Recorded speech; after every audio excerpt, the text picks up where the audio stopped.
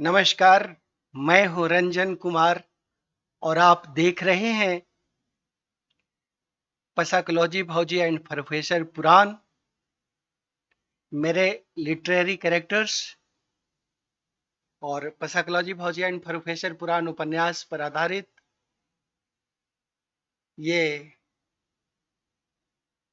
Series आज उसका छठा अंक।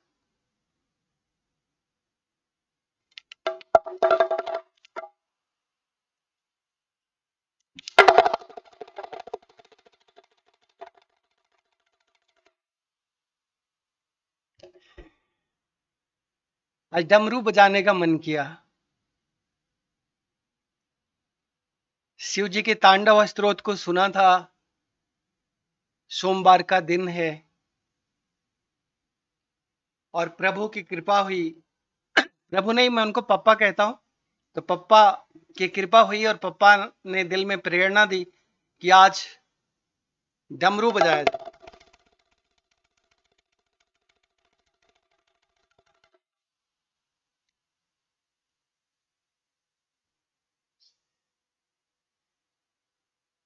आज के एपिसोड में हम कहानी पे आगे ना बढ़ के और हम उन प्रश्नों को लेंगे जो प्रश्न हमारे व्यूअर्स ने पूछे हैं।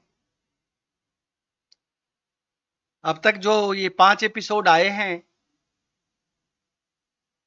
उनको बहुत सारे मित्रों ने देखा है और एक उसरी के मित्र ने मेरे कहा कि आप उसरी की कहानी बता रहे हैं रमेश बबुआ की, और रमेश बबुआ की कहानी बताने के क्रम में आपने जो कुछ बताया बहुत ही मजेदार था, अद्भुत था, अकल्पनीय था और एकदम यूनिक कंटेंट था।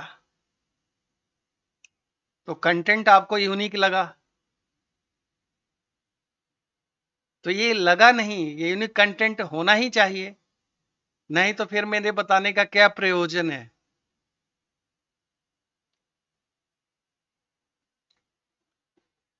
और कहानी की भूमिका में हमने तो आपको पहले ही कह दिया है कि आपको मानना ये पड़ेगा। लीगल वार्निंग आपके लिए ये है कि ये कहानी, घटनाएं, स्थान सब काल्पनिक हैं, लेखक की ये कल्पना है। अगर किसी के साथ कोई संजोग इसका कहीं जुड़ जाता है तो उसको एक संजोग मात्र माना जाए और ये ह्यूमर के लिए है, लोगों को हंसाने के लिए है, समाज को एक दिशा दिखाने के लिए है ये कहानी। पराजित मिसिर जैसे भड़वे की कहानी अगर कोई बताना पड़ जाए तो ये समाज के कोई अच्छे चरित्र नहीं है। पराजित मिसिर के पिता मास्टर रामदीन, मास्टर रामदीन का एक और नाम है जिस नाम से उनको हम उपन्यास में आगे जानेंगे। और मास्टर रामदीन का परिचय देते देते मैं आपको बता दूं कि मास्टर रामदीन कहेंगे इनको, कहीं कहीं इनको मास्टर रामाधार के नाम से भी हम जानेंगे। तब इनको आप मास्टर रामदीन मिसिर जानिए या मास्टर रामाधार मिसिर जानिए। और उसका पुत्र पराजित मिसिर और उसका नाती मास्टर रामदीन का, मास्टर रामाधार का, वो रमेश बबुआ। तो रमेश बबुआ की कहानी आपको लीगल वार्निंग तो ये है कि आप इसको काल्पनिक मानिए, लेकिन आनंद आपको तभी आएगा जब आप मान के चलेंगे कि जो कुछ भी मैंने बताया वो 100% कहीं न कहीं घटा है या घट रहा है। और घटा है मान के चलेंगे तो भी आपको मजा नहीं आएगा। आप वर्तमान में रहिए। कहानी भले ही पास्ट में गुजर जाती है, लेकिन जब आपको एक लेखक बता रहा है तो आप वर्तमान में बने रहिए तो आपको ज्यादा मजा आएगा। इसीलिए मैंने आपको यूट्यूब से जोड़ा है। तो वर्तमान में आप मान के चलिए कि ये कहानी कहीं घट रही है और मैं आपको इस कहानी को सुना रहा हूं। जैसे जैसे मैं लिखता जा रहा हूं वैसे वैसे मैं आपको सुनाता जा रहा हूं। मेरा प्रयास है कि समाज के ऐसे कुंठित चरित्रों के ऊपर हमला किया जाए इस कहानी के माध्यम से, जो आपकी कल्पना के विपरीत भी बहुत दोगले हो सकते हैं। आप जितनी कल्पना नहीं कर सकते उससे ज्यादा दोगले। आपने कल्पना किया था क्या कि रमेश बबुआ जैसा कोई ऐसा भी होगा जिसका अंडकोश काट दिया जाएगा, उसकी टैलेंट वहीं पे खत्म हो जाएगी और फिर उसका ट्रांसप्लांटेशन करेंगे और फिर उसके पिताजी मजबूर हो जाएंगे, से 17 वर्ष के बालक के पिता दोबारा बच्चा पैदा करने के लिए विवश हो जाएंगे। तो ये जो समाज में विचित्रताएं हैं, मेरे लेखन का माध्यम आपको इन सब विचित्रताओं से परिचित कराना है। अब उसी से एक मित्र ने पूछा कि कहानी तो आपने बताया, बहुत ही मनोरंजक लगा, बहुत ही अच्छा लगा, लेकिन अचानक से आप जंप कर गए। वहां के बाद फिर आपने कुछ नहीं बताया रमेश बबुआ के बारे में, जहां आप बता रहे थे वहां के बाद आपने सीधे फिर आके उसका ब्याह करा दिया, बीच में कुछ नहीं बताया। तो आगे जैसे जैसे स्टोरी बढ़ेगी वैसे वैसे जवाब में मुझे यही कहना है कि जहां लगेगा जिस प्रसंग की जितनी चर्चा करने की जरूरत है उतनी मैं जरूर बताऊंगा। और आज चूंकि मैं कहानी को एपिसोड में नहीं बढ़ा रहा हूं, तो आपने सवाल पूछा है कि बीच की चीजें भी आपको जानने की जिज्ञासा थी, तो एक लेखक के नाते इस कल्पना को और आगे बढ़ाइए। और टैलेंट तो रमेश बबुआ में बहुत था ही, ये तो मैंने आपको पहले ही बताया, लेकिन सब टैलेंट जो है जाकर के सीधे मूलाधार चक्र में फंस गया। और रमेश बबुआ नहीं, रमेश बबुआ के जो 2-3 मित्र थे, ये सब सब मिलके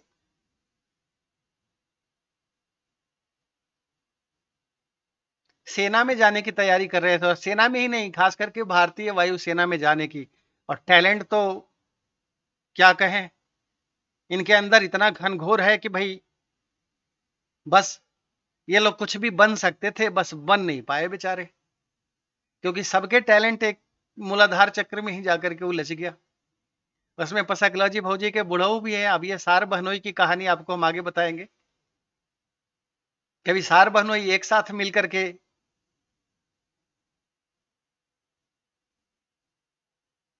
और एक ही सार बहनोई नहीं, इनके जो रमेश बबुआ के जो बहनोई हुए, उनके एक भाई परम प्रिय मित्र रमेश बबुआ के थे, और दोनों मिलकर के साथ लड़कियां चेज किया करते थे। रक्षाबंधन के दिन राखी बंधवाए और उसके 7 दिन के बाद उसके साथ रिश्ते को कैसे बदले। अगर हमारे से जुड़ जाए तो हमारी सही, तुमसे जुड़ जाए तो तुम कर लो, और अगर दोनों के हाथ में नहीं आ रही तो दोनों मिलकर कोशिश करते हैं। तो ये वो वाले कैटेगरी थे, और 2 के बाद फिर 3 हो गए थे। और ये तीनों मिलकर के एक साथ फिर सेना में जाने की भी तैयारी कर रहे थे। और मैंने तो कहा टैलेंट तो बहुत था, लेकिन टैलेंट का उपयोग मूलाधार चक्र में जाके फंस गया था। रमेश बबुआ का तो फंस ही गया था। और बाकी जो इनके 2 मित्र थे जो बाद में अभी बहनोई बने हैं, तो वो उनका भी टैलेंट उधर ही जाके फंस गया था। तो भारतीय वायुसेना में भर्ती होने के जो नियम जानते हैं उनको पता होगा। सिलेक्शन सेंटर जो होता है, एयरमैन सिलेक्शन सेंटर, वहां पर 50% भी अगर आप नंबर ले आएंगे तो वहां से आपको मेरिट लिस्ट में आपका नाम आगे भेज दिया जाता है, और फिर आपका चुनाव जो है दिल्ली से होता है। हालांकि वो 50% पे चुनाव नहीं होता, जब तक आप 80-85% के आसपास का स्कोरिंग नहीं करेंगे तो आप दिल्ली से मेरिट में आना बहुत मुश्किल काम है। तो ये तीनों बहुत बेसब्र होकर के भारतीय वायुसेना के जवान बनने की कोशिश कर रहे थे। लेकिन रमेश बबुआ का तो आपको मैंने मेडिकल कंडीशन ही बता दिया। वैसे तो बेचारे से रिटर्न ही क्लियर नहीं हुआ। वो पटना में जो एग्जाम एयरमैन सिलेक्शन सेंटर है, बेचारे वहां से, चूंकि बिहार की कहानी है ना, तो बिहार का एयरमैन सिलेक्शन सेंटर पटना है, तो वहां भी पास करने के लिए इनको 50% नंबर की जरूरत थी। तो वो इन पट्टों से वो भी पूरा नहीं हुआ, कभी मेडिकल की नौबत ही नहीं आई, क्योंकि जब तक आप वहां की बेसिक को पार नहीं करते फिर आपका मेडिकल कैसे होगा। और अगर रमेश बबुआ मान लीजिए पार भी कर जाते तो फिर मर्दानगी टेस्ट में फेल हो जाते। और कहीं ना कहीं यही प्रॉब्लम जो इनके जो 2 बहनोई हुए उनके साथ भी है, उनके साथ भी यही प्रॉब्लम है, कहीं मेरिट ही क्लियर नहीं हुआ। वो जो 50% बेसिक नंबर चाहिए वहां से पास होने के लिए, वही निकालना बहुत मुश्किल हो गया, वहीं से नहीं निकले। और आप चूंकि विशेष करके रमेश बबुआ की कहानी और अच्छे से जानना चाहते हैं, तो ये जो तिकड़ी थी ना, इन लोगों ने चपरासी बनने से लेकर के आईएएस बनने तक और अपने 30 साल की उम्र तक हर प्रकार की परीक्षाएं दी, हर प्रकार के फॉर्म भरे, लेकिन मैंने कहा ना, मूलाधार चक्र में फंसा हुआ था टैलेंट। और जब टैलेंट मूलाधार चक्र में फंस जाए तो ऊपर आएगा नहीं। तो कहीं कुछ भी नहीं निकल पाया, इन लोगों से कोई एग्जाम क्लियर नहीं हुआ। तो बिहार का एक बड़ा दुर्भाग्य है। ऐसे लोग फिर क्या करते हैं, डिगरियां खरीदते हैं और डिगरियां बिकती हैं बिहार में। तो मुझे इस पे भी चोट करना है, उपन्यास में आगे लिखूंगा। तो रमेश बबुआ एयरफोर्स तो नहीं क्लियर कर पाया, लेकिन उसके बाद टारगेट पर लेकर के चला आगे अपनी पढ़ाई। मैथ ऑनर्स एडमिशन लिया, ग्रेजुएशन करेगा, पता नहीं क्या क्या सपने थे, बहुत बड़े बड़े, बहुत ऊंचे ऊंचे। लेकिन बेचारे ने अपना सारा जोर लगा दिया और अंत तो गतवा हाल ये हुआ कि मैथ ऑनर्स का फर्स्ट ईयर फेल से, फर्स्ट ईयर के बाद आगे कुछ बात बन ही नहीं रही, पूरा ही नहीं कर पा रहा।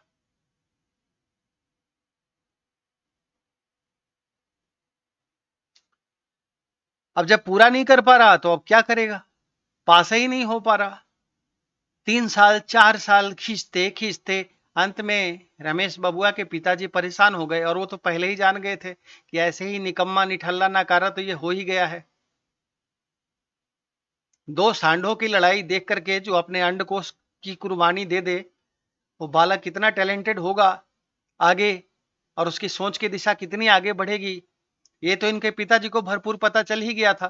तो उन्होंने तो मान ही लिया था कि ये कुल बोरन पैदा हुआ है, और ये कुल का हमको कलंक लगाएगा, कुल का दाग लगाएगा, और इससे हमारा वंश भी नहीं बढ़ने वाला है।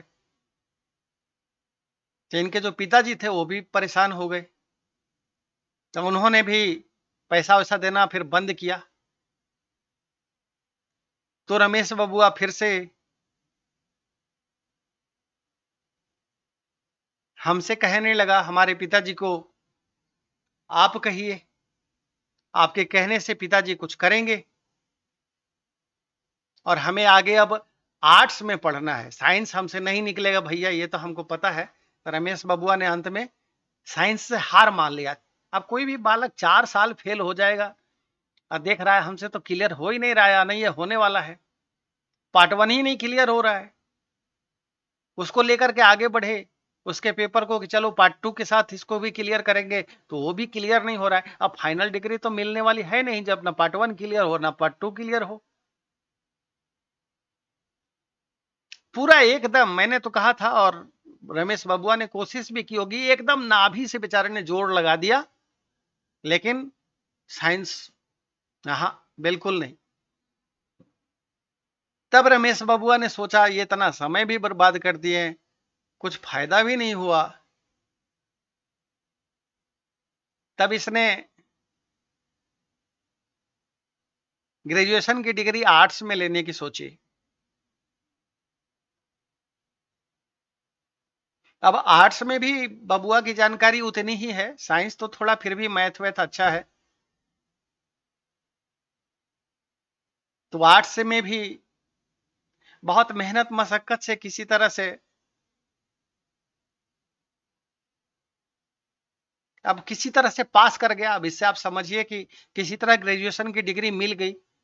अब ग्रेजुएशन की डिग्री मिल गई, पास कर गया, कि अपने बदले में किसी और को बिठा करके पास खुद को करवाया, परीक्षा देने वाला कोई और था, नाम फोटो एडमिट कार्ड पर बबुआ का था। बिहार में ये सब चलता है, ये सब डिटेल में हम आपको उपन्यास में और लिखेंगे, क्योंकि मुझे इसके ऊपर भी आघात करना है, ये जो व्यवस्थाएं हैं। और उसके बाद रमेश बबुआ ने फिर एक यूनिवर्सिटी से, कोई चलने वाले यूनिवर्सिटी से पत्रकारिता की डिग्री खरीदी। अब खरीदी मैं इसलिए कर रहा हूं क्योंकि पत्रकारिता करने भर ना तो शारीरिक कुवत है ना मानसिक कुवत है।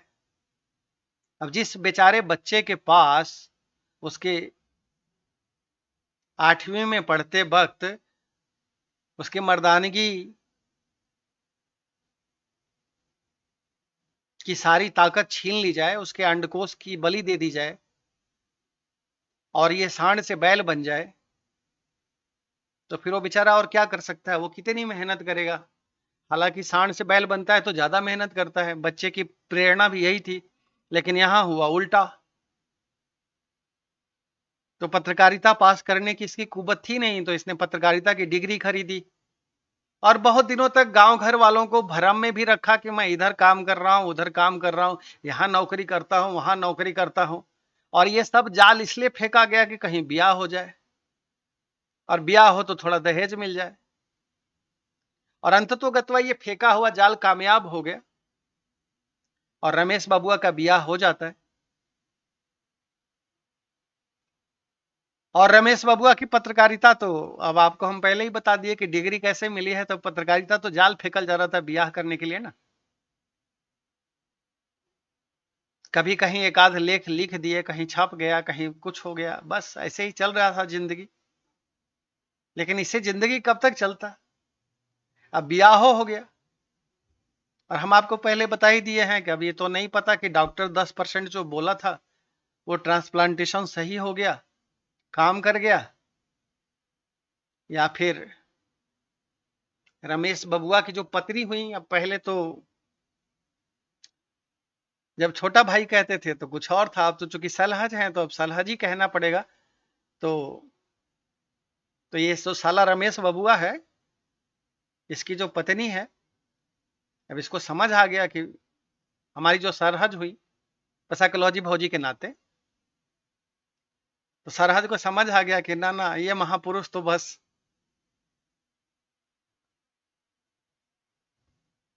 तो फिलहाल हम तो आपको बता ही दिए थे उसके आगे की कहानी।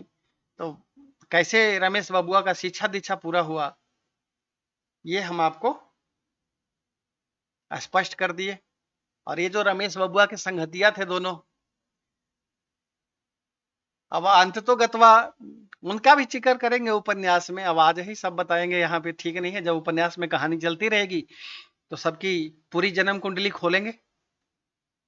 लेकिन बिहार का एक दुर्भाग्य है कि जो कुछ नहीं बन पाता है तो जानते क्या करता है, अंत में डिग्री खरीदता है, कुछ पैसे का इंतजाम करता है, कुछ घूस देना है, कुछ रिश्वत देनी है, और खरीदी हुई डिग्रियां, फर्जी डिग्रियां, 2 बार 3 बार 4 बार तक मैट्रिक करके लोग 40 साल 45 साल, यहाँ तक कि अभी मैं कुछ लोगों को, ये वर्तमान में ये कहानी से बाहर आकर के देखिए तो मैं कुछ ऐसे लोगों को जानता हूं जिनकी उम्र 50 साल है, लेकिन एक सर्टिफिकेट पर उनकी उम्र 22 साल है, और वो आज भी रेलवे में टीसी बनने का परीक्षा दिए जा रहे हैं। ये बिहार का दुर्भाग्य है, बिहार में ऐसा होता है। तो जब रमेश बबुआ और इसके जो सब संगतिया थे देखे कि कुछ नहीं हुआ, उम्र के 40वां पार कर गए, कंपटीशन एग्जाम में को चपरासी से लेकर के आईएएस तक ये कुछ हमने से क्लियर होला है नहीं, ये चीज में एकदम सरकेगे नहीं हम लोग। तब फिर लोग क्या करते हैं, डिगरियां खरीदते हैं, और इनकी डिगरियों को खरीदने में इनके बाप माँ भी सहयोग करते हैं, पैसा देते हैं, रिश्वत के लिए पैसा देते हैं। तो पहले डिग्री खरीदी जाती है रिश्वत पे, नॉर्मल बीएड में एडमिशन नहीं हो पाए तो लोग पेड बीएड सीट पकड़ते हैं, क्लास भी ना जाना पड़े उसके बदले में पैसा दिया जाता है, प्रैक्टिकल भी ना करना पड़े, बस एक बार एडमिशन हो गया है किसी तरह हम वहां से पास कर जाएं, बीएड की डिग्री हाथ लगे, ताकि फिर कहीं उस बीएड की डिग्री के बल पे कहीं शिक्षक के रूप में भर्ती हो सके। और बिहार में आपको बहुत सारे शिक्षक ऐसे मिल जाएंगे, और ये जो पैसाकोलॉजी भौजी के प्रोफेसर है ना, वो भी इसी किस्म के प्रोडक्ट हैं। और ये जो प्रोफेसर भैया के जो भैया हुए वो भी वही किस्म का प्रोडक्ट हैं। और ये जो दोनों भैया लोगों के ये जो सार हुए, ये जो सार रमेश बबुआ है, ये भी वही किस्म का प्रोडक्ट है। तो ये सब अपने उम्र के 40वें पे आकर के जब देखे कि अब कहीं सफलता नहीं मिलता है, तो ये सब मास्टर कहना तो बेकार होगा, तो या तो इनको फटीचर कहिए या माहटर कहिए, महीना टरे किसी तरह कुछ पेमेंट मिला है, तो कोई नेट पुछवा मास्टर बना, कोई नियोजित शिक्षक में कहीं लगा, और एक तो भाई उसको थोड़ा जुगाड़ ज्यादा मिल गया, पैसाकोलॉजी भौजी के जब पति हुए तो उनका थोड़ा जुगाड़ ज्यादा ही लग गया।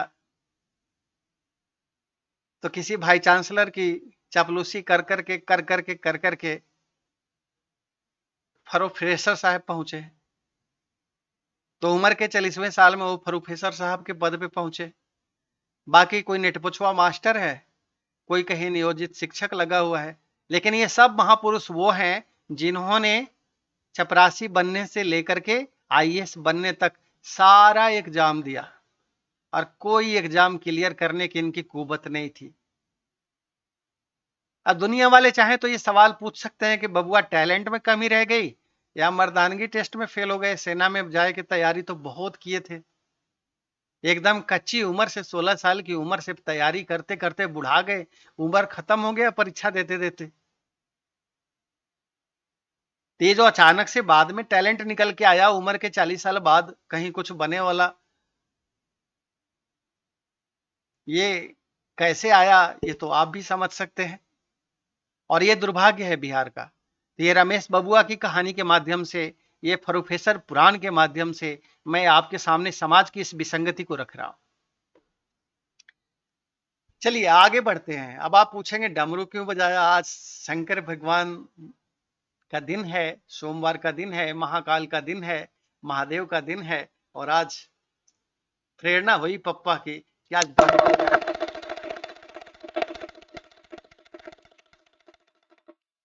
चलिए क्यों डमरू बजाया जा रहा है? आज मैं आपको कहानी नहीं बढ़ा रहा हूं आगे, तो मैं आपको इसके आगे की बात बताऊं। कल्पना करिए मैं आपको कहानी का थोड़ा सा सार तत्व भविष्य में ले जाकर के समझा रहा हूं और बताता हूं। ये जो मास्टर रामाधार है, जिसको मास्टर रामदीन भी मैं कहता हूं उपन्यास में, मैं इन दोनों नामों से इसको पुकारता रहूंगा।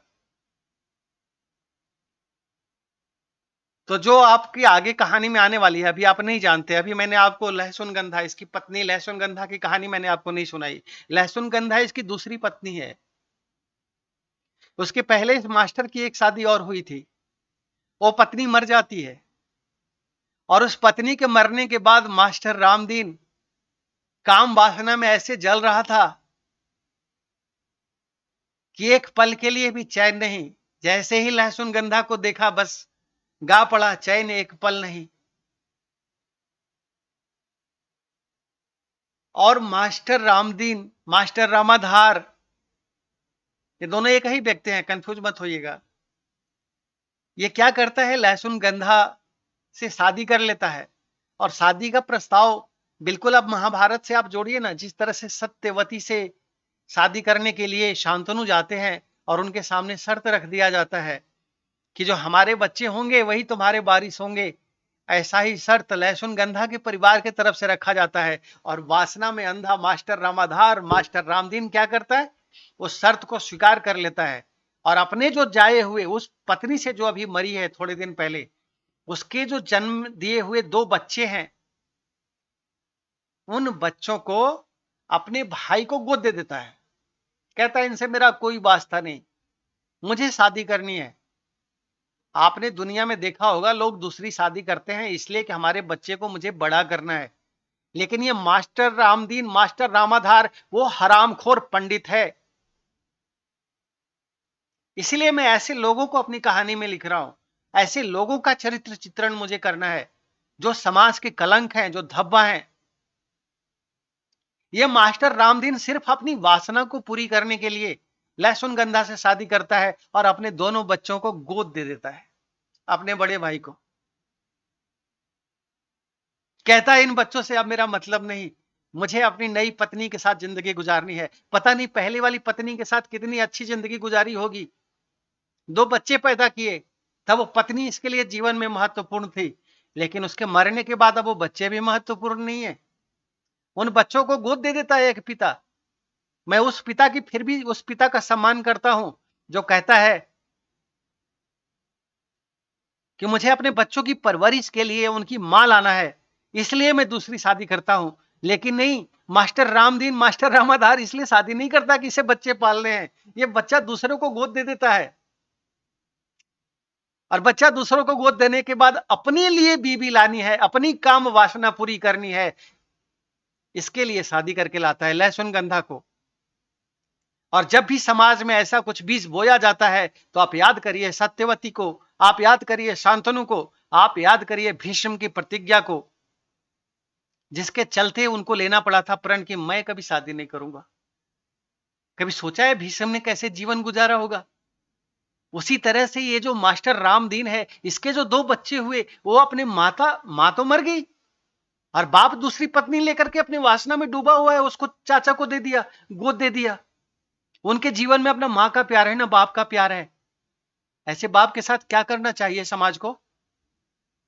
ये मैं अपने पाठकों से सवाल पूछना चाहता हूं। इसलिए मैं कहता हूं आप इस उपन्यास से जुड़े रहिए। पसाकलॉजी भौजी एंड प्रोफेसर पुराण समाज के उस विचित्रता को मैं आपके सामने रखना चाहता हूं, जिसके लिए 1000 लानतें ही नहीं भेजनी चाहिए। ऐसे आदमी को क्या करना चाहिए? ऐसा चरित्र कोई अगर आपके सामने मिले तो आप क्या करेंगे? उसकी इज्जत करेंगे, उसकी पूजा करेंगे, या उसे दंड देंगे? उसको सामाजिक दंड मिलना चाहिए या नहीं मिलना चाहिए? ऐसे आदमी की इज्जत की जानी चाहिए या ऐसे आदमी का सामाजिक बहिष्कार किया जाना चाहिए? ये जहां दिखे वहीं इसको डंडे मारना चाहिए? ये मेरा न्याय कहता है। चलिए इसके आगे बढ़ते हैं। मास्टर रामदीन, बाकी ये पूरी कहानी प्रेम कहानी, मैं मास्टर रामदीन की, मास्टर रामाधार की, ये जो लहसुन गंधा के साथ कैसे शादी होती है, ये मैं आपके सामने रखूंगा, ताकि आप समझ पाए कि समाज में कैसे कैसे दोगले चरित्र भरे हुए हैं, जो आपके बीच में रहते हैं, जिनको आप इज्जत करते हैं। इस मास्टर ने पूरी जिंदगी जो अपने बच्चों को पढ़ाया होगा, ये एक हेडमास्टर से रिटायर्ड है, इसको मास्टर ने हेडमास्टर कहिए।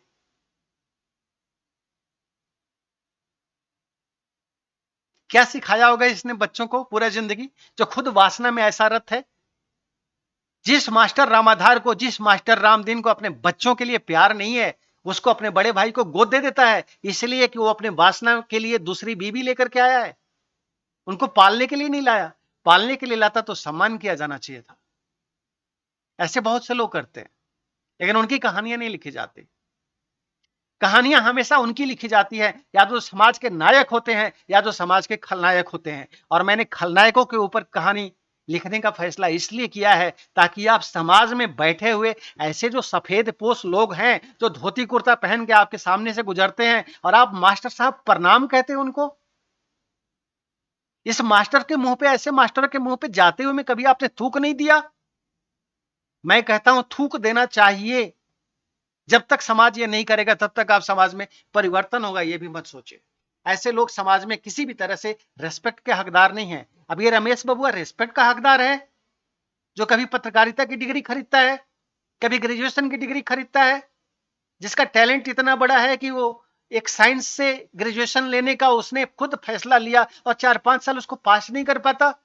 उसके बाद ग्रेजुएट बनता है आर्ट्स से, वो भी आर्ट्स की डिग्री कैसे लेता है कि अपने बदले किसी और को परीक्षा दिलवाता है, क्योंकि उसको वो भी पास करने की कुवत नहीं है। उसके बाद फिर बीएड की डिग्री खरीदता है और आज कहीं एक नियोजित शिक्षक बनकर के बैठा है। ये समाज के चरित्र हैं। क्या बच्चों को शिक्षा देगा? जिसने खुद अपने जीवन में अपने अंडकोश की बलि दे दी, वो दिल लेने वाला कोई दूसरा तो नहीं था, उसकी सहमति थी। पूरी कहानी मैंने आपको बताई है पीछे। सांड से बैल बनने का उसको शौक था, बन गया। अब समाज को क्यों दोष देते हो? अब क्यों तुम्हारा जो टैलेंट है वो जाकर के सीधे मूलाधार चक्र में फंस गया है? और ऐसे लोग फिर बाद में अपने आप को प्रचारित करते हैं, मैं चाणक्य हूं, मेरे जैसा बुद्धिमान, मेरे जैसा संस्कारी, मेरे जैसा आदरणीय इस समाज में न कभी आगे हुआ था न आगे कभी होगा। ऐसे लोग इस बहम में जीते हैं। ये रमेश बबुआ ही नहीं इस बहम में जीने वाला है, ये जो इसके बहनोई साहब 2 हुए। मैं पूरी कहानी में आपको पूरा घटनाक्रम बहुत अच्छे से बुन करके, आप जुड़े रहिए कहानी के साथ। जब उपन्यास छप के आएगी तब तो आपको आनंद आएगा ही, और अभी जो मैं वीडियो में आपको विवेचना बता रहा हूं इसमें भी आपको बहुत आनंद आएगा। मैं इन चरित्रों का पूरा चरित्र चित्रण आपके सामने रखूंगा कि ये समाज के वो स्याह चेहरे हैं। अब आते हैं फिर से मास्टर रामाधार पर, मास्टर रामदीन पर। समय का चक्र चलता है, ये सब उपन्यास में आगे आएगा। मैं आपको आज ऐसे ही ट्रेलर के रूप में थोड़ा सा आगे का हिंट दे दूं। अब कल्पना करिए, जिस मास्टर रामदीन ने अपने उन बच्चों के साथ इतनी बदतमीजी करी थी, उनको गोद दे दिया था और दूसरी पत्नी ले आया था, और उस दूसरी पत्नी के आने के बाद प्रकृति ने इसको क्या सजा दी? लहसुन गंधा ने इस मास्टर रामाधार के घर में सड़े हुए बच्चों की लाइन लगा दी। ऐसी बीमारी लेकर के लहसुन गंधा इस घर में, इसके खानदान में, मास्टर के खानदान में घुसी कि जो भी औलादें लहसुन गंधा ने पैदा करी, या तो वो शरीर से दिव्यांग थे या फिर मानसिक रूप से दिव्यांग थे। सिर्फ एक पराजित मिश्र जो शरीर से दिव्यांग नहीं है, तो ये मानसिक रूप से दिव्यांग था। बाकी लहसुन गंधा ने एक बेटा का जन्म दिया, वो बेटा शरीर से दिव्यांग, और एक बेटे को जन्म दिया जो शरीर से दिव्यांग, एक बेटी को जन्म दिया जो शरीर से दिव्यांग। कुछ ऐसी बीमारी लेकर के आई लहसुन गंधा जो जीन्स में थी, जिसके चलते इनके खानदान में जैसे ही कोई औलाद पैदा होती थी, थोड़े दिनों के बाद वो एक प्रकार के पैरालिसिस का शिकार हो जाते हैं और उसके बाद बेड पे पड़ जाते हैं।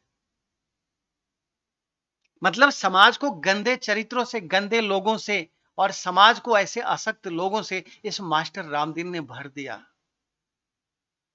इस मास्टर रामदीन का एक कृत्य उन बच्चों को,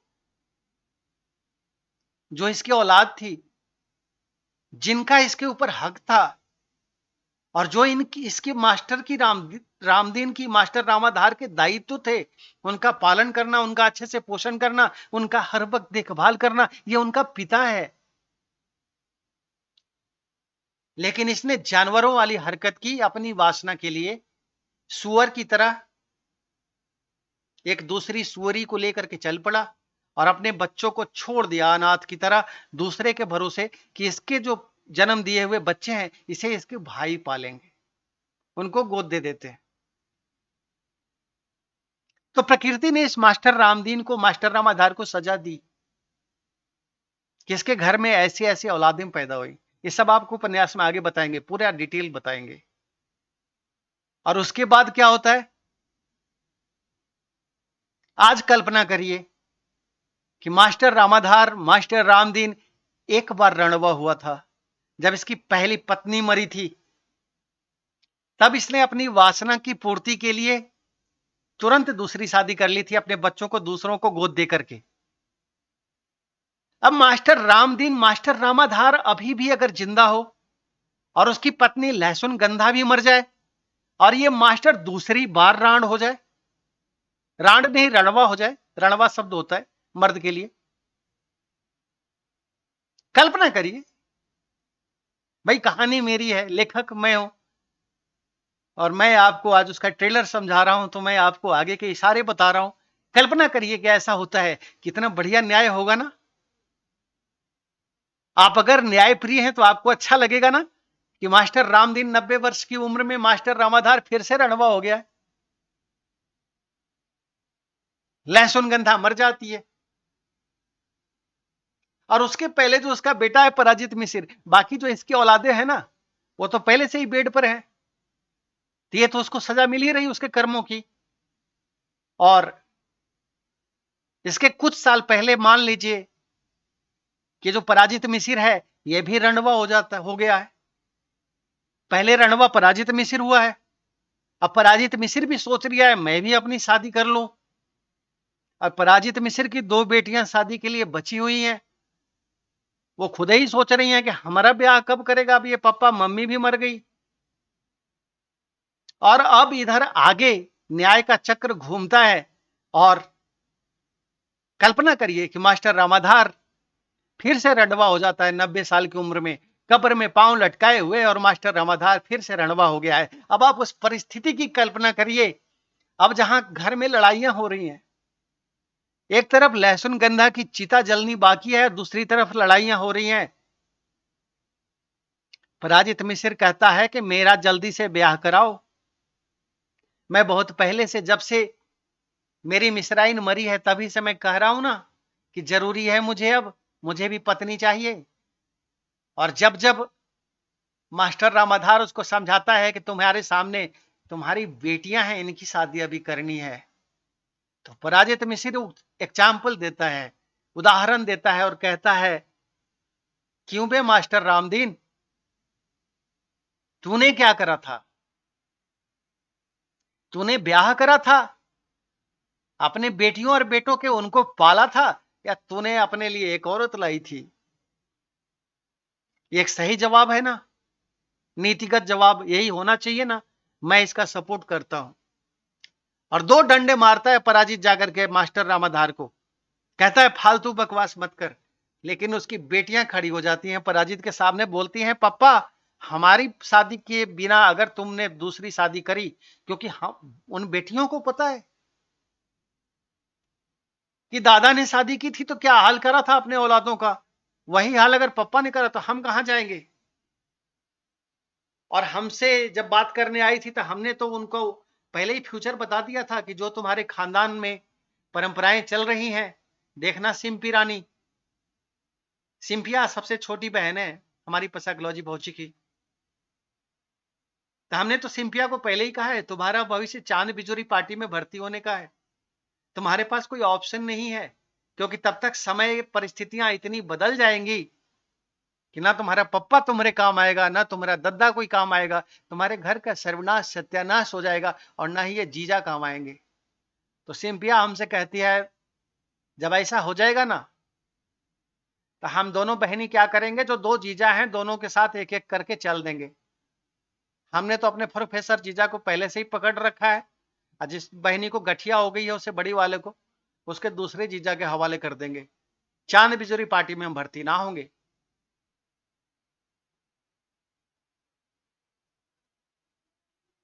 क्योंकि उसे भी यह आशंका सताती है कि अगर पराजित मिश्र ब्याह कर लेगा तो उसका भविष्य कहां है फिर। इसलिए बेटियों ने ब्याह नहीं करने दिया पराजित मिश्र को, रंडवा होने के बाद भी। और अब क्या होता है, अब मास्टर रामाधार रंडवा हो गया 90 साल की उम्र में। अब मास्टर रामाधार सोच रहा है, अरे मैं बिना पत्नी का मुंह देखे नहीं मरना चाहता। लहसुन गंधा थी मेरे सामने रोज बैठी रहती थी, मैं चाहता हूं मरते वक्त भी मेरी पत्नी का मुंह मेरे सामने रहे। पहली वाली नहीं रही तो मैं दूसरी लाया, अब दूसरी वाली चली गई तो मेरे कितने दिन उम्र बचे हुए हैं भाई।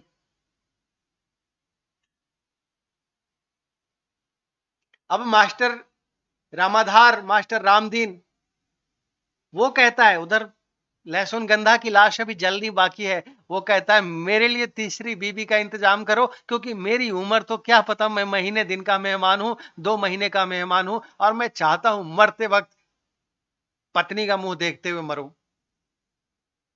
और सिंपिया गाना गाती थी, एक बार जो जाए जवानी फिर ना आए। अब ये गाना जो है गाई तो सिंपिया अपने लिए थी, लेकिन इसको इसके बाप ने भी पकड़ लिया और इसके दादा ने भी पकड़ लिया।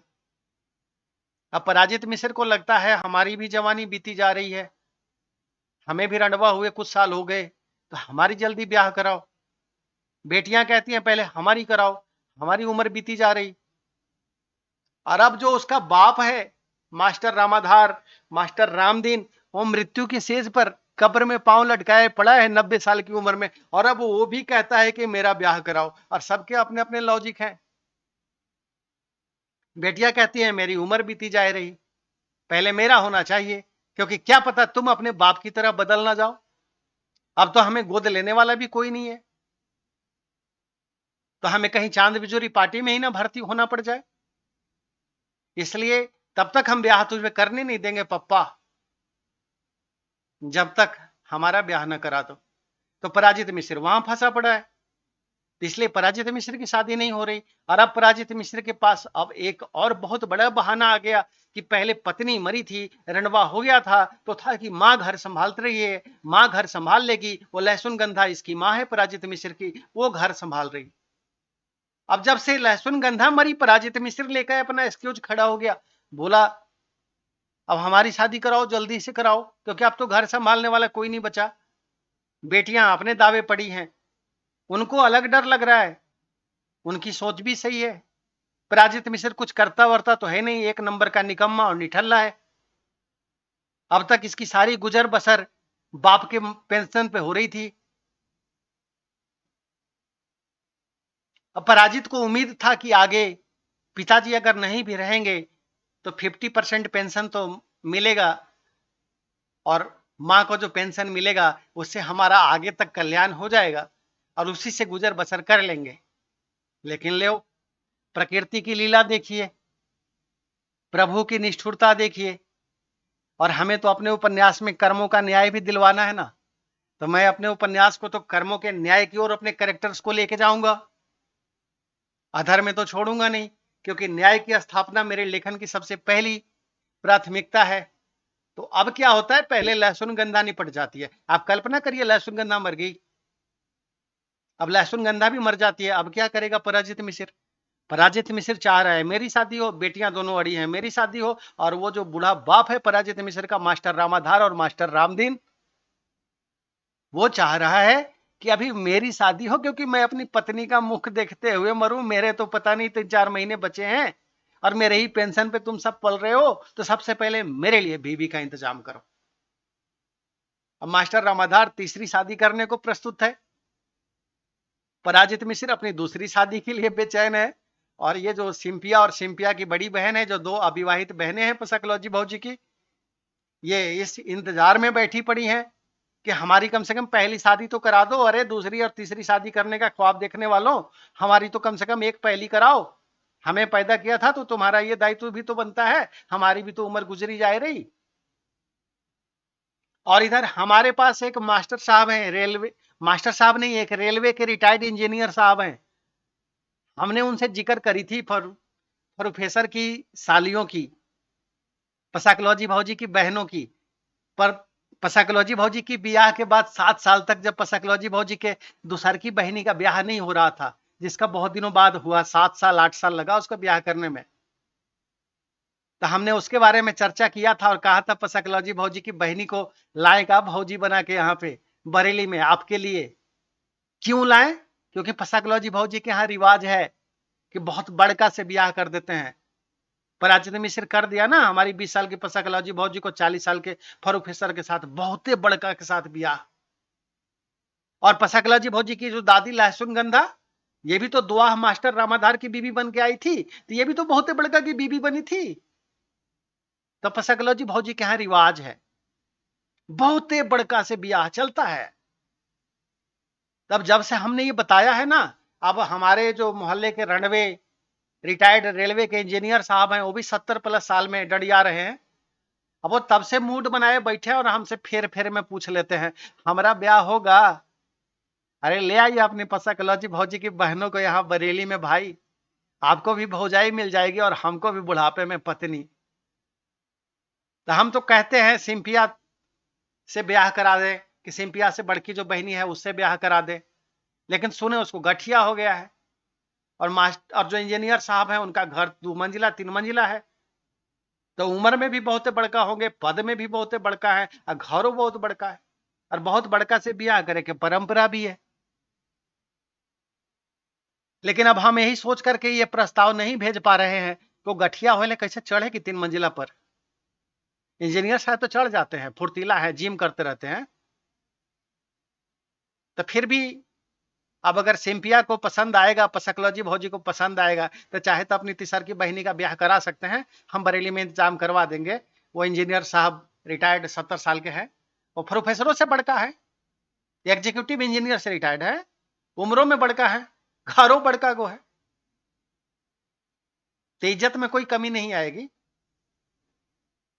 कम से कम एगो को तो हम भौजी बना के बरेली में ले आए। और सिंपिया तो कहती है कि हम अपना कुछ नहीं होगा तो हम प्रोफेसर जीजा के लगे जाके बैठ जाएंगे। फिर ये लगी प्रोफेसर जीजा भी जाते आते भी रहती है। तो ये सब कहानी में आगे आपको बताएंगे, पूरा डिटेल में हिस्ट्री बताएंगे, पूरा इनकी इनकी पूरी जन्म कुंडली बताएंगे। और हम अपने समाज के जो ऐसे गंदे चरित्र हैं, इनके पूरे चरित्र को उभार के आपके सामने रखेंगे, ताकि समाज में लोग पहचान सकें कि कैसे कैसे सफेद पोश हमारे बीच में अच्छा बनकर के जी रहे हैं। और आप उनको प्रणाम मास्टर साहब, प्रणाम पंडित जी, ऐसा कहते हैं। थूकने की जरूरत है ऐसे लोगों पर, ऐसे लोगों के कृत्यों के ऊपर। और डमरू इसलिए बजाए रहे हैं क्योंकि हम आपको जब आज ये समझाने आए हैं और कल्पना कराने आए हैं कि मान लीजिए कि लहसुनगंधा मर गई और मास्टर रामाधार फिर से रंडवा हो गया दूसरे बार की उम्र में, और मास्टर रामाधार के घर में लड़ाइयां चल रही हैं। मास्टर रामाधार, मास्टर रामदीन चाहता है पहले मेरा ब्याह हो, पराजित मिश्र चाहता है पहले मेरा ब्याह हो, लहसुनगंधा मर चुकी है। एक दूसरी समस्या है कि जैसे ही मास्टर रामदीन कबर में पांव लटकाए हुए है, वो जैसे ही निपटेगा तब पराजित मिश्र के सामने तो भिखमंगी का समस्या खड़ा हो जाएगा कि कने हाथ फैलावें, इनकम का सोर्स खत्म। क्योंकि 55 साल प्लस का पराजित मिश्र आज तक कोई काम नहीं किया है जुआ खेलने के सिवा, तो करेगा क्या? पिताजी के पेंशने पर पल रहा है। ऐसे ऐसे लोग भी होते हैं। और जब आपके सामने बैठेंगे और किसी के सामने बात करेंगे तो ऐसे ऐसे लोगों की डींगे देखिए। वो रमेश बबुआ से भी बड़ा बड़ा डींगे हाँक लेता है। रमेश बबुआ ने इसी से डींगे हाँकना सीखा है। करना धरना भले ही कुछ ना हो, लेकिन डींगे हाँकने में कमी नहीं होनी चाहिए।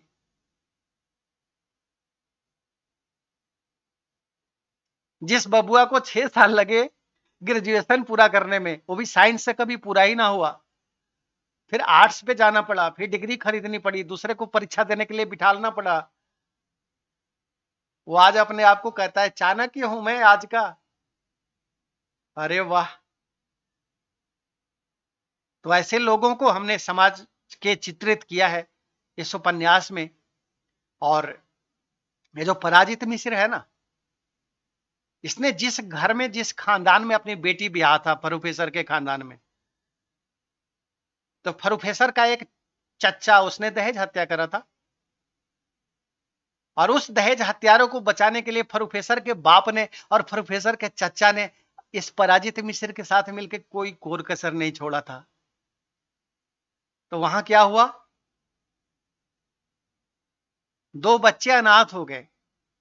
एक गरीब घर की लड़की जिसे दहेज हत्या में मार दिया जाता है और उसको बचाने के लिए पूरा तंत्र लग जाता है, जिसमें प्रोफेसर का बाप भी है, प्रोफेसर का चच्चा भी है और प्रोफेसर का अपना ससुर भी है, और सब मिलके बचाते हैं।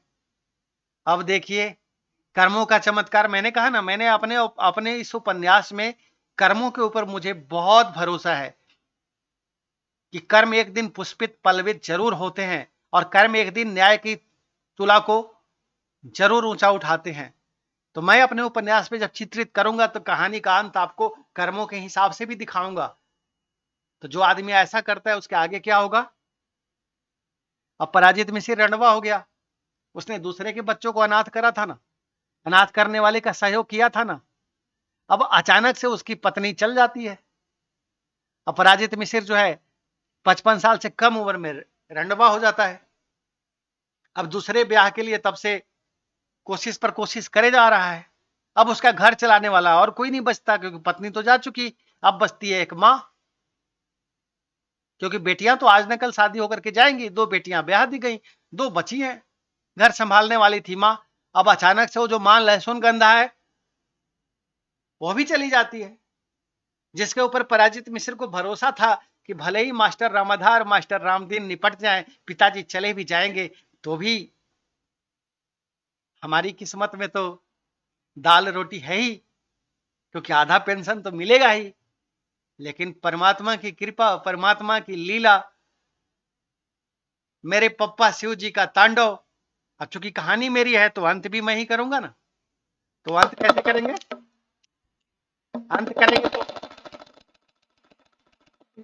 अंत कैसे करेंगे? डमरू बजा के करेंगे, तांडव स्त्रोत के साथ करेंगे। और अंत ऐसे होगा कि न्याय मिलेगा, लहसुनगंधा मरेगी। और जब लहसुनगंधा मरेगी तो पराजित मिश्र के इनकम का सारा सोर्स खत्म होगा। पराजित मिश्र दर दर भटकने को विवश होगा। और ये जो प्रोफेसर की 2 सालियां हैं, पहले तो ये अनाथ हुई, मां मर गई, और बाप दूसरा ब्याह करना चाहता ही है, बिल्कुल उसी तरह जैसे उसका बाप ने ब्याह किया था। और इन बेटियों को पता है कि अगर हमारे बाप ने ब्याह किया तो इसका अंजाम हमारा वही होने वाला है जो हमारे दादा ने अपने औलाद का किया था। तो इतिहास दोहराया जाता है, मैं आपको आगे ये कहानी में साबित करूंगा। तो आपको बहुत ही मजा आने वाला है इस उपन्यास में। और जो लोग भी न्याय प्रिय हैं वो इस उपन्यास के उस अंत को देख करके बहुत खुश होंगे। जैसी घटनाएं घटेंगी और फिर जैसा उसका अंत आएगा वो देख करके आप बहुत खुश होंगे, क्योंकि समाज में न्याय की स्थापना के लिए मैं ये लिख रहा हूं और कुछ सफेद पोशों को नंगा करने के लिए लिख रहा हूं। तो आज आप ये सोच के आनंद लीजिए कि मास्टर रामदीन पड़ा हुआ है कब्र में पांव लटकाए और ब्याह के लिए जिद ठाने हुए है कि पहले मेरा ब्याह करो। और उसका पुत्र, एकमात्र सही सलामत पुत्र, जो मानसिक रूप से दिव्यांग है, शरीर से ठीक है, मानसिक रूप से दिव्यांग इसलिए है क्योंकि जीवन में इसने कुछ नहीं किया आज तक। निकम्मा, निठल्ला, एक नंबर का जुआरी, एक नंबर का शराबी, चिलम फूकने में माहिर। वो हर कर्म कर सकता है अपनी इन इच्छाओं को पूरा करने के लिए, और आप अच्छा कर्म करने कहेंगे तो उसके लिए तो वो हिल भी नहीं सकता। और अब तक जो 55 साल की उम्र तक अपने बाप के पेंशन पे पल रहा हो और ऐसा आदमी भी डींगे हाँकता हो, बिल्कुल ठीक रमेश बबुआ की तरह। जो रमेश बबुआ भांजा है वो भी 40 साल तक अपनी बाप की खाता रहा और खुद को डींगे हाँकता हो, और आज अपने आप को कहता हो मेरे से बड़ा चाणक्य कोई नहीं। तब मैंने भी उसे पदवी दे दी है, भैया गली मोहल्ले के चाणक्य तो अपने जरूर हो, इस लायक तो कम से कम तेरे अंदर बुद्धि थी। मैं बचपन से इस बात का साक्षी हूं। वो तो बेचारे के साथ घटना घट गई, वो तो सत्येंद्र चाचा ने कारनामा कर दिया और इसने सांड से बैल बनने की कोशिश कर ली। नतीजा हुआ वो तो मैं आपको पहले बता चुका हूं।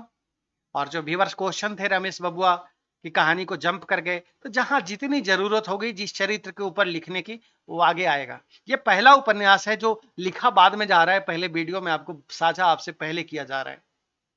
क्यों? क्योंकि मकसद मेरा एक है, समाज में धर्म की स्थापना, न्याय की स्थापना। और जब ये न्याय होता दिखे तो मेरे जैसे लोग खुश होते हैं, और मेरे जैसे और भी समाज में लोग होंगे जिन्हें सत्य की स्थापना होते देख करके खुशी मिलती होगी। और पसाकलॉजी भौजी हमारी पूरी बुनिया की बड़ी शौकीन है, तो पसाकलॉजी भौजी के लिए तो आगे पूरी बुनिया का पूरा एकदम लंबा इंतजाम है। पसाकलॉजी भौजी की सूंघ सूंघ के नाक छोटी हो गई है, वो अच्छी हो गई है। वो सूंघती रहती हैं किधर से बुनिया पूरी मिलेगा। उनकी बड़ी ये जो सूंघने की शक्ति है, घ्राणेंद्रिय जिसको कहते हैं, वो बहुत ही सेंसिटिव है। वो सूंघ के बता देती हैं उधर से बटने का उम्मीद है। तभी तो पसाकलॉजी भौजी के घर में कोई बिटिया जन्म ली है। और हम ऐसी जगह पे जब कल्पना कर रहे हैं कि मास्टर रामदीन, मास्टर रामाधार फिर से रंडवा हो गया और लहसुन गन्ना मर जाती है, तब अल्पना जी कह रही हैं कि ऐसे ऐसे कल्पना मत करिए, इससे आपकी भौजी की जो बेटिया है, जो बेटी हुई है, उसको लोग ये कहेंगे ना, अशुभ कहेंगे, कहेंगे आप शकुनी है, जन्म लेते ही। देखिए पसाकलॉजी भौजी के घर में आप शकुन हो गया। जो संभालने वाली थी घर की उसकी दादी, वो मर गई। तो हम अल्पना जी को समझाते हैं कि हमारी कहानी में वैसा ही चलेगा, न्याय दिलाना परम लक्ष्य है ना मेरा। हम कल्पना में वैसे ही लिखेंगे, यानी पसाकलॉजी भौजी को बेटी पैदा करावेंगे और उन्हें लहसुन गंधा को मुआवेंगे। कहानी का चरित्र मेरे हैं तो लिखूंगा तो जैसे मैं वैसे ही लिखा जाएगा ना। और हमें न्याय की स्थापना करनी है, तो आप कल्पना करिए इस सीन का। उधर पसाकलॉजी भौजी की बेटी हुई है और इधर लहसुन गन्धा मर जाती है, पसाकलॉजी भौजी के दादी। और इधर पसाकलॉजी भौजी के घर में रार ठनल है। दोनों बहनें सोच रही हमारा ब्याह होगा पहले, पर आदि सोच रहा हमारा ब्याह होगा।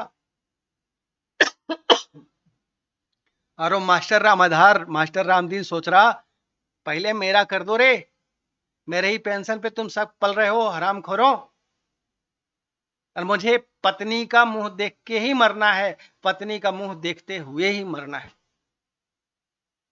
तो आज हमने लगभग 55 मिनट के आसपास की ये कहानी का समरी आपको बताया। आपको बहुत मजा आने वाला है, बहुत आनंद आने वाला है। जुड़े रहिए। अगर आप सच और न्याय से प्यार करते हैं तो आप इस कहानी से भी प्यार करेंगे, और इस कहानी के चरित्रों का जो अंजाम होगा, क्योंकि अंजाम तो मुझे ही करना है ना, कहानी मेरी है, कहानी के चरित्र मेरे हैं। और मैं आपको कल्पना करके वो आनंद लेने का अवसर दे रहा हूं कि कल्पना करिए ये सच में घट रहा है। अगर सच में घट रहा है तो तांडव बनता है ना, तांडव बनता है। तो ये लीजिए डमरू बजाइए, और डमरू बजाते हुए हमने आज की कहानी शुरू करी थी, और डमरू बजाते हुए ये कहानी को खत्म करेंगे।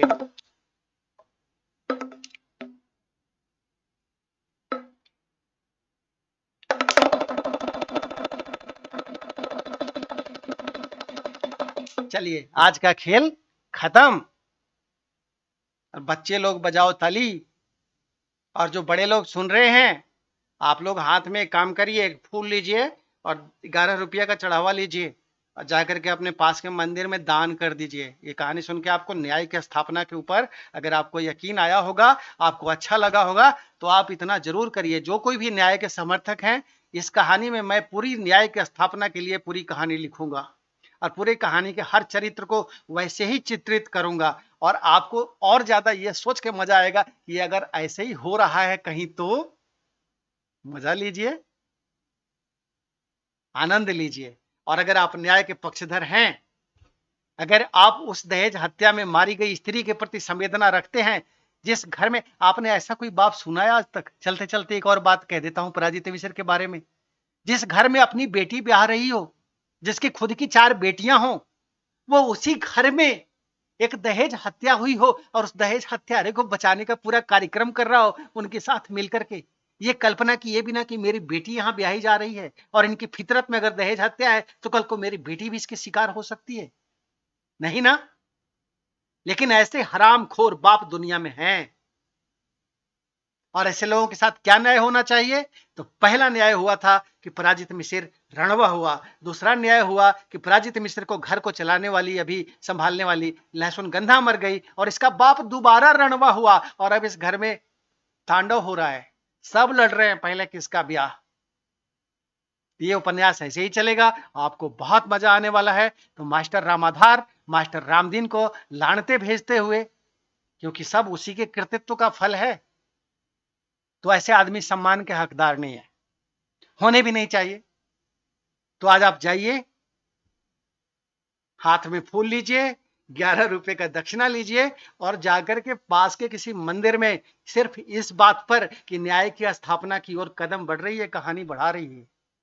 और आप सिर्फ ये कल्पना करिए कि अगर ये कहीं सच में हो रहा है तो कितना मजेदार है ना। पप्पा का ऐसा तांडव होना चाहिए ना, शिव जी का तांडव होना चाहिए ना, डमरू बजना चाहिए ना। लीजिए मैं फिर डमरू बजा देता हूं, खेला खत्म, पैसा हजम। जाकर के कहीं मंदिर में 11 रुपए का चढ़ावा जरूर चढ़ाइएगा, हाथ में फूल अक्षत लेकर के।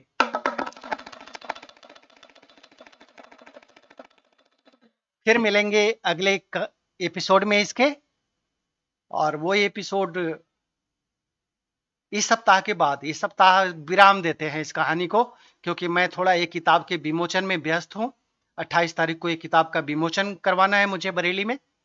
तो अब आपको अगले मंडे इस कहानी के अगले एपिसोड से हम आपको परिचित करवाएंगे, जहां से मास्टर रामदीन और लहसुन गंधा के खानदान के बारे में आपको पूरा विस्तार से बताना शुरू करेंगे इस कहानी में, और वहां से हम उनका चित्रण करना शुरू करेंगे, कैसे उनका विवाह होता है और फिर क्या क्या होता है, छोटी छोटी चीजें जैसे जैसे उपन्यास में लिखी जा रहे।